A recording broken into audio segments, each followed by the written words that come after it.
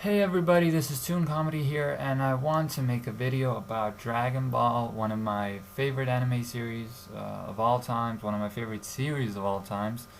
What inspired me to make a video about this was actually seeing a video from Dragon Ball YouTuber Geekdom 101. Now, he was doing a series, and he's still doing a series with Icons, the Dragon Ball community on YouTube.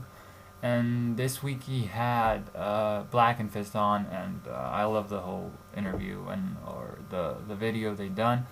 But the part that I liked most was when they talked about there being two or maybe types of fans in the Dragon Ball community, and then like there being a division between fans. And that is something I really like wholeheartedly agree on, that there is a division between fans in the Dragon Ball community, and that there are some fans, as Geekdom cleverly says, that don't quite understand what Dragon Ball is all about.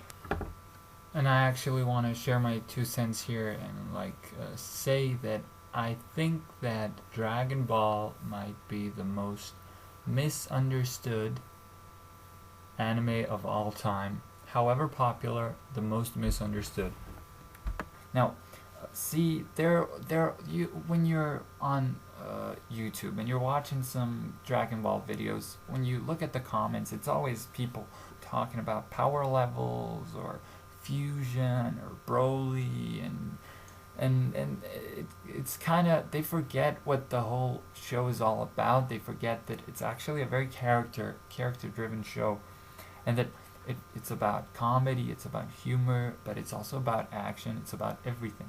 Just take a look at the main character. Now, you have a character who was written as a little kid from the village, and he goes and he sees the world through very like a specific worldview. A lot of comedy arises from that, so it was very character driven. There was a huge character arc of not just for Goku but for Bulma, for everybody in the beginning, and so you could see that how much of a character driven show Dragon Ball is.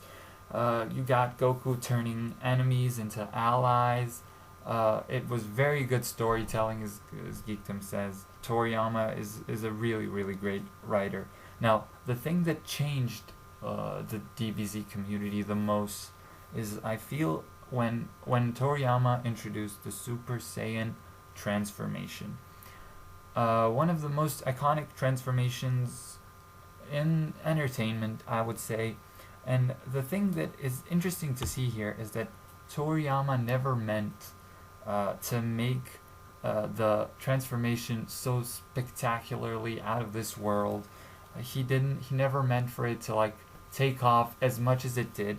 He never expected that.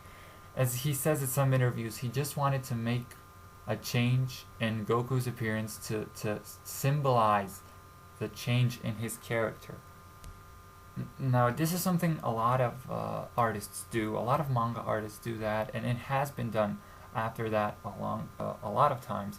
Even if you take a look at Tokyo Ghoul, whoever watches the show knows that in the last episode of the first season, you have the main character, when he finally turns into a cannibal, his hair changes, and that's Dragon Ball meant, or Toriyama meant, to do something very similar to that. He never meant to start all these transformations and all these fusions.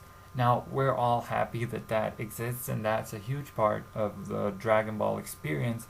However, I think it's very important for fans not to forget that the most important thing in Dragon Ball is the story and the characters. And that's because of these fans. I think a lot of people think of Dragon Ball as stupid shonen crap, when it's so much more than that.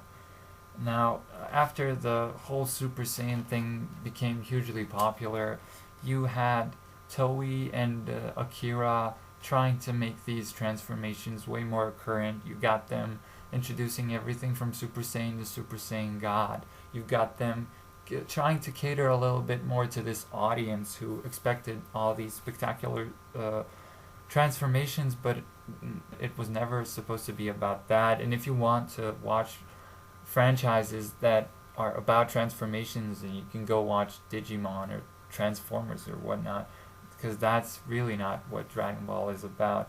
And what is also interesting for me, because I was born, or I'm from Serbia, and the way it was in Serbia was we got Dragon Ball before DBZ, which is actually something that doesn't happen. I haven't seen happen in a lot of countries. We got Dragon Ball first, and Dragon Ball was way more popular than Dragon Ball Z, and which is very weird when you think about that. And but I think that Geekdom said it very well when he said that all the people who don't know Dragon Ball, who only know DBZ, are not necessarily Dragon Ball fans as a whole, and don't quite understand what Dragon Ball is all about. So yeah, that is all I wanted to talk about. I hope you like this video. I'm not sure if I'm gonna do more videos like this, but who knows. So yeah, thank you. If you want, you can drop me a like, and yeah, see ya. Bye.